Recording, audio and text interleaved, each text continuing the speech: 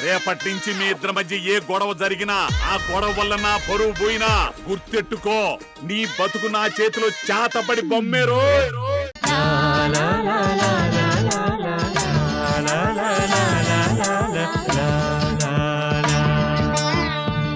అది కాదండి, అసలేం జరిగిందంటే. ఏం చెప్తావు? ఈ ఊరంతా నాది, నేనేం చేసినా చెల్లుతుంది అని అందరి దగ్గర చెప్తూ ఉంటావు కదా, ఇప్పుడు కూడా అదే మాట ఇక్కడ కూడా చెప్తావా? చూడు, పెద్దవాళ్ళని ఎదిరించటం ఏదో గొప్పతనం అనుకుంటూ ఉంటావు కదా, కానీ జరిగే పరిణామాల్ని మేము ఎంత క్షుణ్ణంగా పరిశీలిస్తామో ఇప్పటికైనా నీకు అర్థమైందా? అసలు నేనేం అడుగుతున్నాను, మీరేం మాట్లాడుతున్నారు? అసలు ఏమైందని? నీకు తెలియనంత మాత్రాన ఏదీ లేదని కాదు. నీకు తెలియనివి చాలా ఉన్నాయి. అవి ఎన్నో ప్రమాదాలకి దారి తీస్తాయి. అది నువ్వు అర్థం చేసుకోకుండా నిన్ను నువ్వు సమర్థించుకోవడం నాకు నచ్చలేదు. ఇప్పటి వరకు నువ్వు చేసింది చాలు, ఇక నీ సాయం ఇక్కడ ఎవరికి అవసరం లేదు. ఫస్ట్ ఇక్కడి నుంచి వెళ్ళు. నేనేం కావాలని ఇక్కడికి రాలేదు. నేను రావడానికి కారణం భూమి కోసం వచ్చావని మాకు తెలుసు. కానీ నా మనవరాలు ఇప్పుడు నవ్వుతూ మాట్లాడే పరిస్థితిలో లేదు. ఎవరిని చూసినా వణికిపోతుంది. మేం మాట కలపాలనుకున్నా తను కుమిలి కుమిలి ఏడుస్తుంది. అలాంటి మనిషితో నువ్వేం మాట్లాడతావు? ఈ జానికి బుద్ధేంటో నేను ఎన్నోసార్లు చెప్పాను, కానీ ఎవరూ నా మాట వినలేదు. జానికి ఏదో గొప్ప వ్యక్తి అని అనుకున్నారు. ఇప్పుడు అర్థమైంది కదా తన నిజ స్వరూపం ఏంటో. జానకి, చూడండి, నేనేదో తప్పు చేసినట్టు మీరందరూ మాట్లాడటం నాకు నచ్చలేదు. అసలు ఇలాంటి విషయం ఒకటి జరుగుతుందని నేను ఊహించలేదు. కొత్తగా ఈ ఊరొచ్చిన భూమికి శత్రువులుంటారని నేనెలా అనుకుంటాను?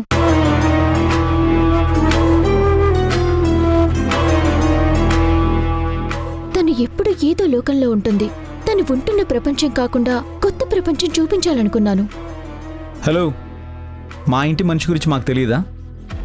తను ఎలా చూసుకోవాలో మాకన్నా ఎక్కువ నీకు తెలుసా? అయినా ఈ ఇంటి విషయాల్లో నువ్వు తలదూర్చడం ఏంటి? నేను తన పక్కనుంటే తను బాగుంటుందని అమ్మగారు అడిగారు కాబట్టి నేను తనతో స్నేహం చేశాను. నా మాటలు భూమికి నచ్చాయి కాబట్టి తను నన్ను సొంత అక్కలా చూస్తోంది. అందుకే నేను తన గురించి ఇంతలా ఆలోచించాను. అంతేకాని తనకిలా ప్రమాదం జరుగుతుందని నేను ఊహించలేకపోయాను. ఊహించాలి. నువ్వనుకున్నదే ప్రపంచం అనుకుంటే ఎలా? నీకు తెలియని ప్రపంచం ఒకటి ఉంటుంది. చూడండి, నేను పెరిగినంత వరకు నా చుట్టూ ఉన్న అందమైన ప్రపంచాన్ని చూశాను. కల్మషం లేని మనుషుల్ని చూశాను. ప్రేమ, ఆప్యాయతను పంచటం మాత్రమే చూశాను. కానీ ఎప్పుడు ఇలా శత్రువులుంటారని నాకు తెలీదు. అందుకే నేను ఊహించలేకపోయాను.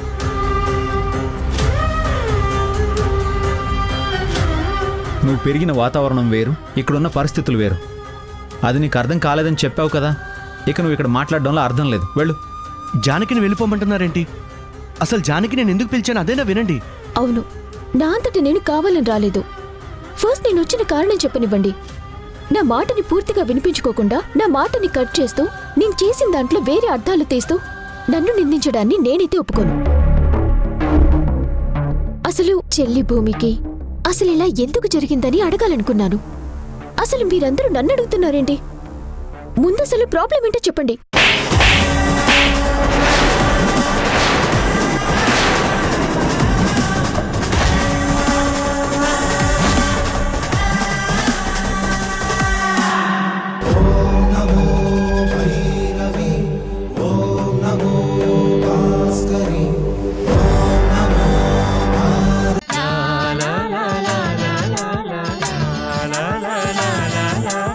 మా ఇంట్లో అందరి మన్ననలు పొందాం, కానీ ఇక మీదట నువ్వు భూమి దగ్గర ఉండడం మాకెవ్వరికీ ఇష్టం లేదు. అసలు నా తప్పే లేకుండా నన్ను ఇంతలా నిందిస్తున్నారు. నా మీద ప్రతి ఒక్కరూ ఎన్ని మాటలు అంటున్నారు.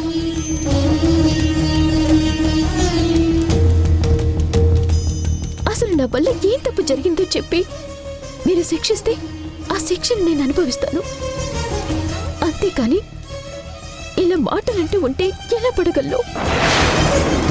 చూడు, మాటకి మాట జారితే గొడవ పెరుగుతుంది. నేను నిన్ను కొట్టింది నీ మీద పగతో కాదు, దాని వెనక మాకున్న బాధతో. ఇక నీతో మాటలనవసరం. మా ఇంటి మనిషి గురించి మేం ఆలోచించుకోగలం.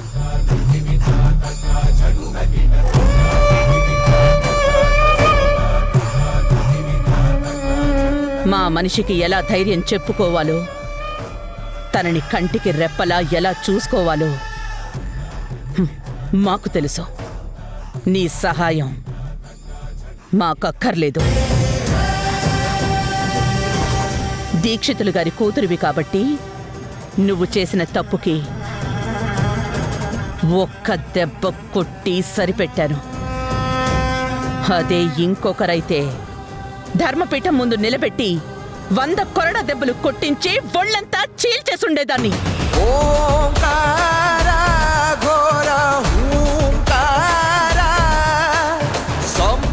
ఇంకెప్పుడు ఈ ఇంట్లో అడుగు పెట్టే సాహసం చేయకు. వెళ్ళు, వెళ్ళు.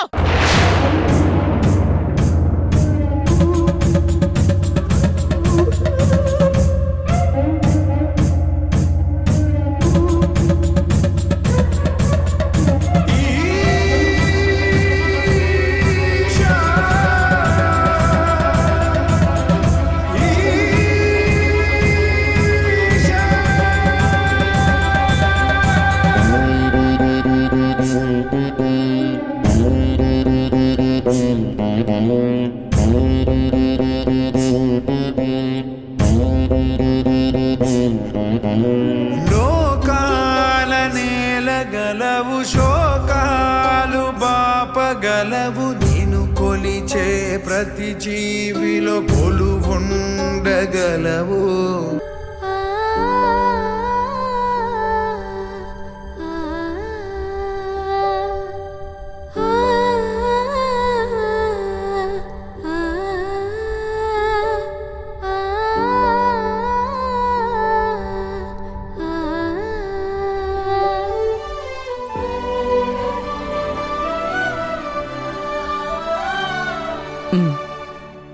పెద్దమ్మా, మిమ్మల్ని ఒక మాట అడగొచ్చా?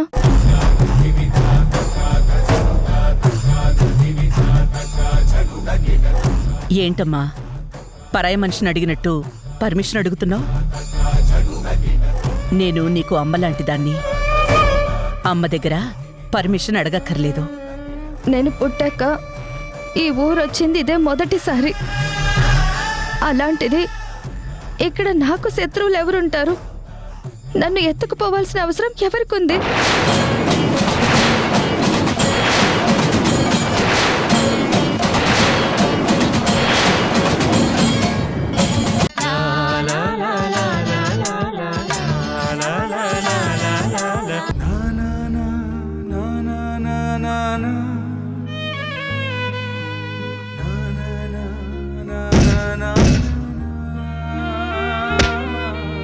ఏంటండి ఇది? మీరంటే రాజులు, ధైర్యంగా పోరాడతారు, యుద్ధాలు చేస్తారు. ఆ రోజు మీ పెళ్లిలో చూశాం కదా, ఎవరో మీ మీద అటాక్ చేయబోతేనే దక్షమ్మ గారు ఎంత పెద్ద ఫైట్ చేశారు. మీరు అమ్మగారు ఆ రోజు పెళ్లిలో చేసిన యుద్ధం చూసి అందరం మేమంతా ఎంతో గొప్పగా చెప్పుకున్నాం. కానీ ఈరోజు ఒక పంతులు గారు అమ్మాయి మీ మీద యుద్ధం చేయడం ఏంటండి? చాలా ఆశ్చర్యంగా ఉంది. తప్పే ఉంది విశ్వం. ధైర్యం అనేది వర్ణంతోనో కులంతోనో రాదు, దైవానుగ్రహంతో వస్తుంది. దీక్షితులు గారు ఎప్పుడు ఆ రాముణ్ణి నమ్ముకుంటూ ఉంటారు. ఆయనకి తన కూతురు అంటే ఎంత ఇష్టమో అందరూ చెప్పుకుంటూ ఉంటారు. ఆయన కూతురు విషయంలో భయపడినా ఆ కూతురు ఇంత ధైర్యంగా అడుగు ముందుకేసింది అంటే నాకు చాలా సంతోషంగా ఉంది.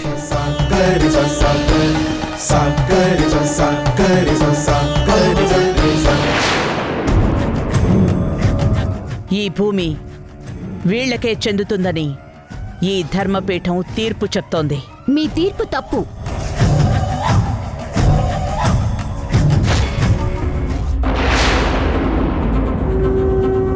భయమైనా ధైర్యమైనా ఒక్కరోజు పుట్టేవి కావు. ఆ విషయం మీకు తెలియంది కాదు. జానకి మాటకి మాట సమాధానం చెబుతుంది అంటే పల్లెటూరులో పెరిగిన పొగరుబోతు అనుకున్నాను. ఎవరికైనా ఎదురు వెళ్తుంది అంటే దీక్షితులు గారి కూతురు కదా, తనని ఎవరూ ఏమీ అనరన్న ధైర్యంతో అనుకున్నాను. కానీ ఈరోజు ఆదిత్య మనుషుల్ని తను ఎదిరించి మరీ భూమిని కాపాడింది. సమయానికి భార్గవ్ వెళ్ళి భూమిని రక్షించాడు అనుకుంటున్నారు, కానీ భార్గవ్ వాళ్ళు వెళ్లే వరకు భూమికి జానకి ఒక రక్షణ కవచంలా నిలబడింది అని నాకు అర్థమైంది.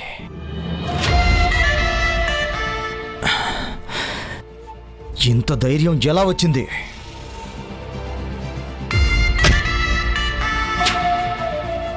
గుడిలో ప్రసాదాలు తింటూ ఇంట్లో కాయగూరలతో బతుకు సాగించే వాళ్ళకి ఇంత ధైర్యం ఎలా వస్తుంది? 10 మంది చుట్టూ ఉన్నా కూడా ధైర్యంగా పోరాడే శక్తి జానకి ఎలా వచ్చింది? క్షత్రియ వంశీయులకు ఉండవలసిన ధైర్యం జానకి రావడం చాలా ఆశ్చర్యంగా ఉంది. అందులో అంత ఆశ్చర్యపోవడానికి ఉంది? ఆడపిల్లలు ఆకాశంలో సగం అంటారు, కానీ నా ఉద్దేశంలో ఆకాశం అంతా అంటాను. నేను దక్షని ఇష్టపడింది కూడా తనలోని ధైర్యాన్ని చూసి. స్వతహాగా ఆడపిల్లలకు ధైర్యం ఉంటుంది. తన ప్రాణాలకు తెగించి ప్రాణం పోసే శక్తిని ఆడవాళ్ళకు మాత్రమే ఆ భగవంతుడిచ్చాడు. ఆడపిల్ల ఇలా ఉండాలి, అలా ఉండాలి, గడప దాటకూడదు, కన్నెత్తి చూడకూడదు, ఎవరితోనూ మాట్లాడకూడదు అని కొన్ని కండిషన్స్ పెట్టడం వల్ల ఆడపిల్ల పెరిగిది అని అందరూ అనుకుంటారు. కానీ నిజానికి ఆడవాళ్ళకున్న ధైర్యం ఎవరికీ ఉండదు. ఈరోజు జానకి ఇలా ఉన్నందుకు నాకు చాలా ఆనందంగా ఉంది. కానీ తను నా కూతుర్ని నా దగ్గరికి రాకుండా అడ్డుపడినందుకు కొంచెం బాధ కూడా ఉంది. నిజానికి నా కూతురు కూడా జానకిలాగే ఉండాలి.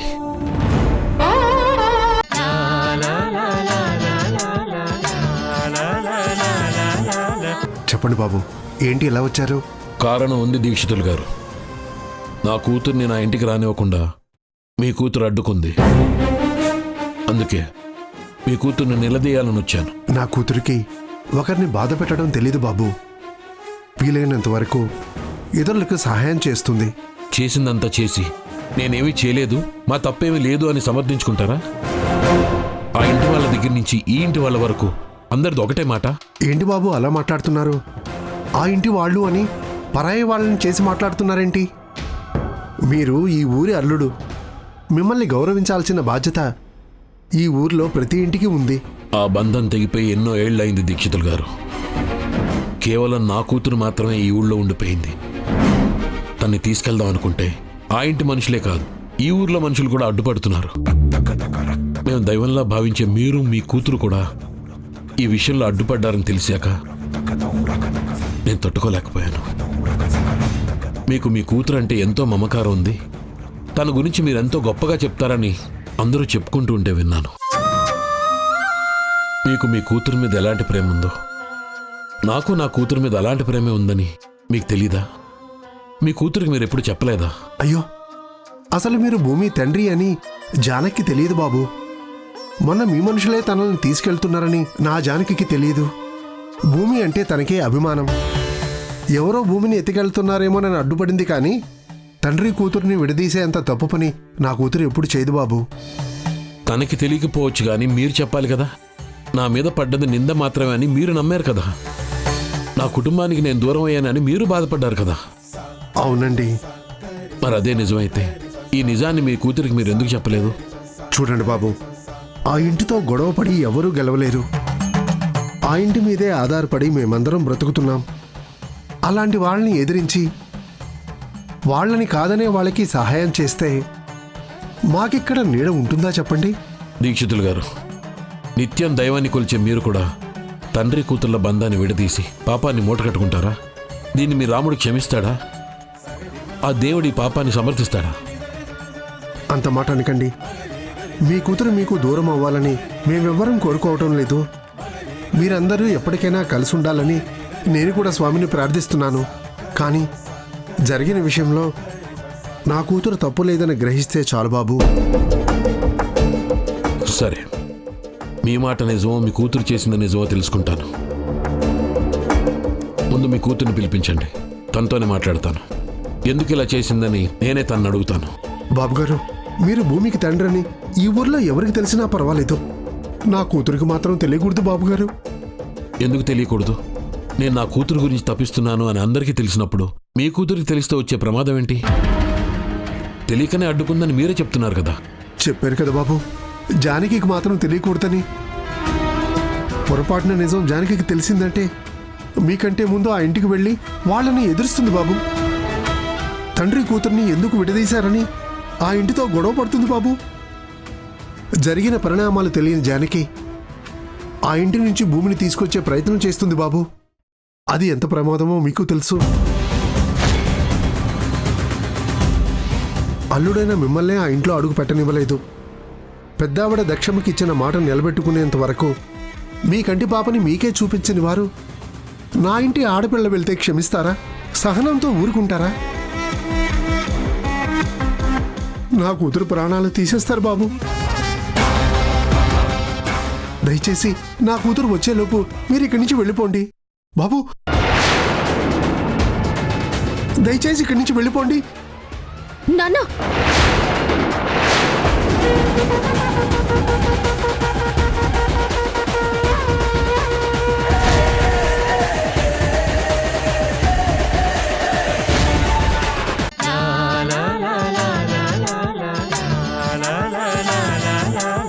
ఒక తండ్రి కూతురు విడిపోవటానికి కారణం నేనే అన్న నింద నా మీద పడింది. అయినా తండ్రిని చూడకుండా కూతురు ఎలా ఉంటుంది? తండ్రి ప్రేమకు దూరమైన కూతురు ఎలా బతుకుతుంది? నన్ను చూడకుండా మీరు ఒక్క నిమిషం కూడా ఉండలేరు. అలాంటిది తన కూతుర్ని చూడలేదని ఆయన అంతలా బాధపడుతుంటే అడగకుండా ఎలా ఉండమంటారు? ఇది చిన్న విషయమని ఎలా వదిలేయమంటారు? సభాషమ్మ, తండ్రి కూతుర్ల అనుబంధం గురించి చాలా గొప్పగా చెప్పావు. నీలో ఇంత గొప్ప ఆలోచన ఉన్నందుకు నాకు చాలా ఆనందంగా ఉంది. తెలుసో తెలియకో నా కూతురు నాకు దూరం చేసింది నువ్వే కాబట్టి నువ్వే తీసుకొచ్చి నా దగ్గర చేరుస్తావా?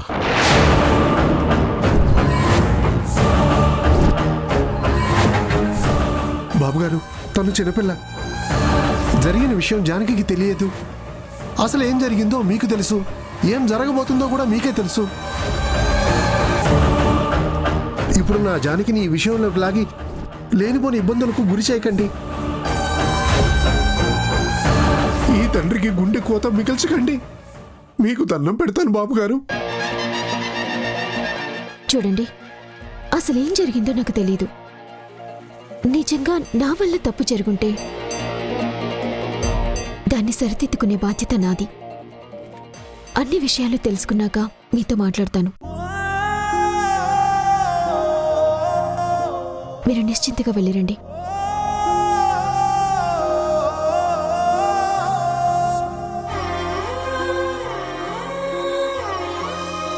అమ్మ జానకి, ఎందుకో తెలీదు, నీతో మాట్లాడుతుంటే ఎవరో దగ్గర బంధుతో మాట్లాడుతున్నట్టు అనిపిస్తుంది.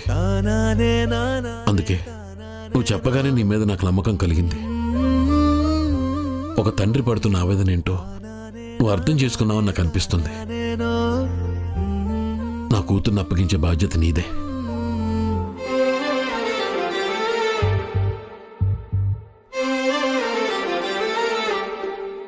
నా కూతురు నాకు దూరం చేసింది నువ్వే కాబట్టి నువ్వే తీసుకొచ్చి నా దగ్గర చేరుస్తావా? ఒక తండ్రి పడుతున్న ఆవేదన ఏంటో నువ్వు అర్థం చేసుకున్నావని నాకు అనిపిస్తుంది. అమ్మ జానకి, అమ్మ జానకి, ఆగమ్మా. అబ్బా, తప్పకుండా నాన్న. నిజమేంటో తెలిసింది కదా. భూమి వాళ్ళ నాన్న భూమిని తీసుకెళ్లే ప్రయత్నం చేస్తే భూమికేదో అన్యాయం జరిగినట్టు, అదంతా నా వల్ల అయినట్టు ఆ రుద్రాణి గారు నా చెంప పగలగొట్టారు. నేను వెళ్ళి తేల్చుకోవాల్సిందే. తప్పకుండా నాన్న. అసలు ఎందుకు ఇలా జరిగిందని నేను అడుగుతున్నా కూడా ఒక్కరు కూడా నాకు సమాధానం చెప్పకుండా నన్ను అనుమానించారు. ఈ రోజు వాళ్ళు నేను తేల్చుకుంటాను. భూమిని తన తండ్రి దగ్గరికి తీసుకెళ్లి నేను అప్పగిస్తాను. జానకి, నాకు తెలుసమ్మా, నీకు నిజం తెలిస్తే ఇదే పని చేస్తావు. చూడమ్మా, అది 2 కుటుంబాలకు సంబంధించిన గొడవ. ఆ రెండిళ్ల మధ్య బంధుత్వం ఉంది. వాళ్ళు కొట్టుకుంటారు, తిట్టుకుంటారు. మధ్యలో నువ్వు కలగజేసుకొని లేనిపోని తలనొప్పి తెచ్చుకోకు. నీకేదైనా జరిగితే నేను తట్టుకోలేనని నీకు తెలుసు కదా.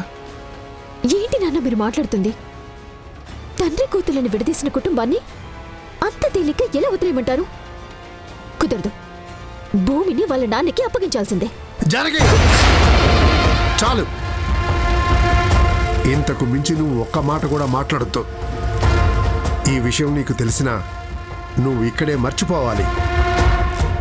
నువ్వు ఆ ఇంటికి వెళ్ళి ఏం జరిగిందని అడగకూడదు.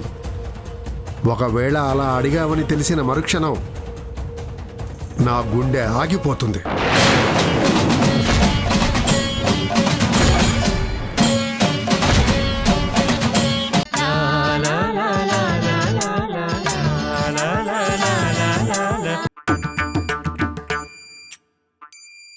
రే అభి, ఏంటి రే అభి, ఏంటి అదేంట్రా ఉదయం నుంచి నువ్వు బయటికే రాలేదు? భోజనం కూడా గదిలోకి తెప్పించుకున్నావని రంగయ్య చెప్పాడు. ఏమైందిరా? ఏం అవ్వలేదు, నాకు బయటికి రావాలనిపించలేదు, అందుకే రాలేదు. ముసిగేసుకొని మాట్లాడతావేంట్రా ఏదో దొంగలాగా? అన్నయ్య, నువ్వు నన్నేమైనాను, నేను పడతాను, ఎన్ని తిట్టు భరిస్తాను. కానీ నన్ను నువ్వు దొంగ అన్నావంటే మాత్రం నేను ఎప్పటికీ క్షమించను. రే ఏంట్రా నీ మొహం అంతా అలా అయిపోయింది? ఏం లేదు, పొద్దున్నే ముల్తాని మట్టి రాసుకుందాం అనుకుని డేట్ అయిపోయిన మట్టి రాసుకున్నాను. అందుకే మొహం అంతా మాడిపోయిన పకోడీలా తయారైంది. ఏంటి ముల్తాని మట్టి కూడా ఎక్స్పైరీ డేట్ ఉంటుందా? నువ్వు రాసుకో కాబట్టి నీకు తెలీదు, నేను రాసుకుంటాను కాబట్టి నాకు తెలుసు. అయినా ఇక్కడితో వదిలేయి. రే అలా ఎలా వదిలేస్తానురా? నువ్వు నా తమ్ముడివి, నీ గురించి ఆలోచించాల్సిన బాధ్యత అన్నగా నాకుంటుంది కదా. నాన్న బొబ్బిలి భార్గవ్ రామా, నీ పేరు రాముడైనందుకు నువ్వు నన్ను లక్ష్మణుల్లా చూసుకోనక్కర్లేదు. జస్ట్ ఒక తమ్ముళ్ళ చూసుకుంటే చాలు. నేను ఒకటి అడుగుతుంటే నువ్వు ఇంకో దానికి సమాధానం చెప్తున్నావేంట్రా? ముందు నీకేమైందో చెప్పు. ఏం లేదని చెప్పాను కదా. సరే నువ్వు మర్యాదకి ఇప్పుడు నాకు చెప్తావు లేదా అందరినీ పిలిచి? బాబు నీకు దండం పెడతాను అన్నయ్య. ఏదో పొద్దునే స్నానం చేద్దామని బాత్రూంలోకి వెళ్ళా. ఒక మంచి పాట గుర్తొచ్చింది. నేను బాత్రూంలో ఉన్న సంగతి మర్చిపోయి డాన్స్ చేయడం మొదలు పెట్టాను. కాలు జారి కింద పడ్డాను. ఫైనల్ గా ఇదిగో ఫేస్ ఇలాగైంది. ఇవి బాత్రూంలో కాలు జారి పడితే తగిలిన దెబ్బల్లా లేవే, ఎవరో బలంగా గుద్దినట్టు అనిపిస్తుంది. ఈ ఇన్వెస్టిగేషన్ తగలయ్యా, చెప్పింది విని వదిలేకుండా ఎందుకు నా క్లాస్ బిగుతావు? ఎరా మళ్ళీ ఏదైనా పిచ్చి పని చేసావా? నిన్నెవరన్నా ఏమన్నా అన్నారా చెప్పు. నా తమ్ముడు జోలికి ఎవరైనా వస్తే మాత్రం నేను చూస్తూ ఊరుకోను, వాళ్ళ సంగతి తేల్చేస్తాను నేను. నా మీద నీకున్న ప్రేమకు శతకోటి వందనాలు అయ్యా. నాకేమీ జరగలేదన్నయ్యా, నిజంగానే బాత్రూంలో పడ్డాను. ఎలా పడ్డానో నువ్వు అడిగావనుకో నేను మళ్ళీ పడి చూపించాలి. ఇప్పటికీ మొహం ఊగిళ్ళ తయారైంది. మళ్ళీ పడ్డాననుకో నన్ను నేను గుర్తుపట్టడానికి కనీసం 6 నెలలైనా పడుతుంది. ప్లీజ్ ఇక్కడితో వదిలేయన్నయ్యా. నువ్వు చెప్తున్న మాటలకి నీ మొహం మీద కనిపిస్తున్న దెబ్బలకి ఎక్కడ పొంతన కుదరట్లేదురా. ఏదో జరిగింది, అది నువ్వు నా దగ్గర దాస్తున్నావు. దాచాల్సిన అవసరం ఏంటి చెప్పరా? మహానుభావా మార్కండ తేజ, నా మీద నీకున్న ప్రేమకి శతకోటి దండాలు. దీన్ని ఇక్కడితో వదిలేయి, లేకపోతే నాకు చచ్చిపోవాలనిపిస్తుంది. సరే సర్లే, ఎప్పుడు చెప్పాలనిపిస్తే అప్పుడు నాకు చెప్పు. ప్రస్తుతానికి మంది ఏదైనా రాసుకో, ఆ ఫేస్ చూడలేకపోతున్నాం. అమ్మయ్యా, పొరపాటున జానకి కొట్టిందని వీడితో చెప్పుంటే ఈ బొబ్బిల్లో మరో కురుక్షేత్రం జరిగిండేది. హే భగవాన్, గోవిందా గోవిందా.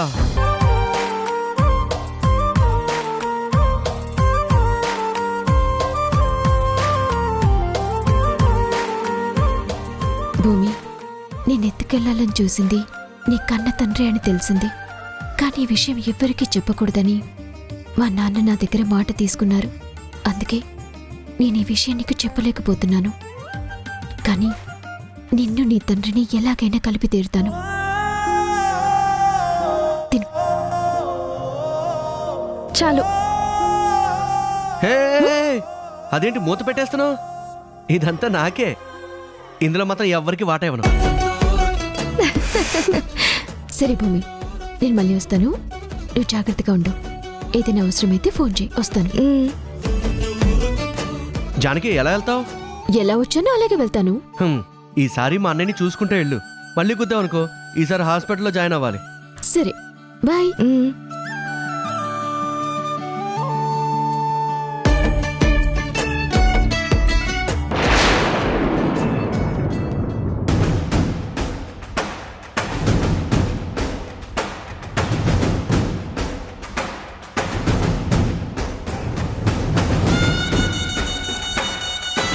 తక్కువ, నేను ఇంటికి వెళ్ళాలి. నా నడుము విరగొట్టి అంత తేలిగ్గా వెళ్ళిపోతావా? వెళ్ళనిస్తానా నిన్ను?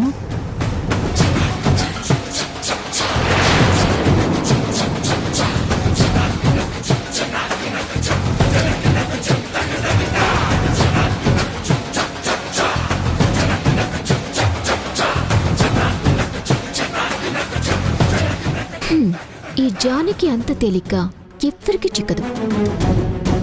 నీ చీప్ ట్రిక్స్ ఇంకెక్కడైనా ట్రై చేసుకో. సారీ అభి.